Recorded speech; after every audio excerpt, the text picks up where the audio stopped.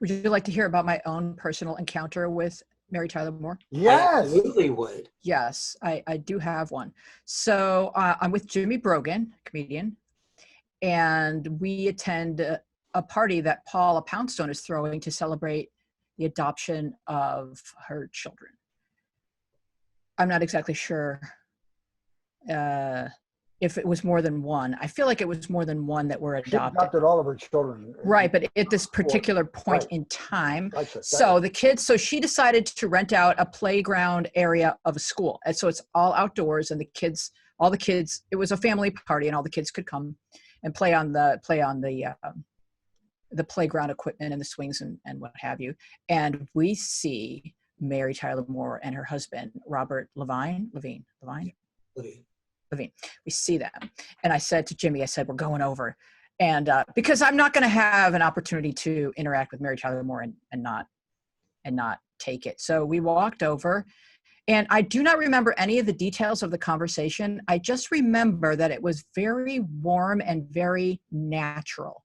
It was just like talking to a friend, and you walked away thinking that's exactly what an encounter with Mary Tyler Moore should feel like. It just feels like a nice, warm memory.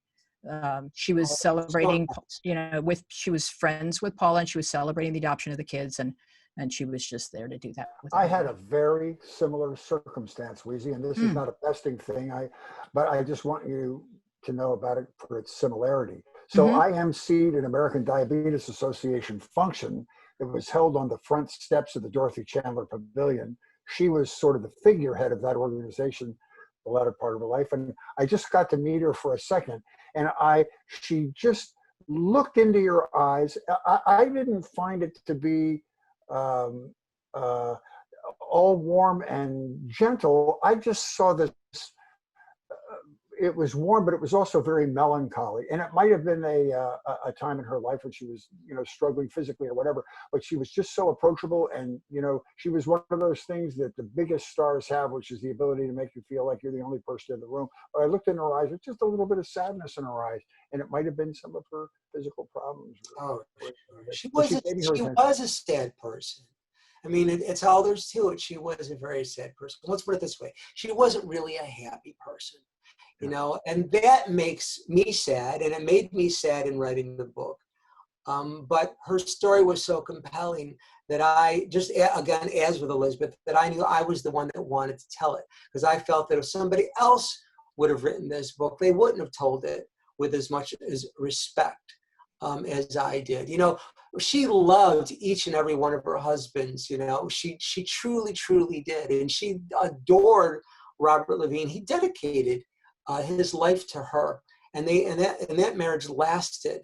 Okay, so maybe Grant Tinker's marriage didn't last, and whether it was poorly business related or not, I'm not saying it was, but if it possibly was. And the first marriage was she was just too young, and she always admitted her flaws. She always admitted that she could have been a better mother, and she wished that she had been a better mother. She wished that she wouldn't keep on getting the plastic surgery, but she kept on doing it. I really believe an addiction too. Yeah, absolutely.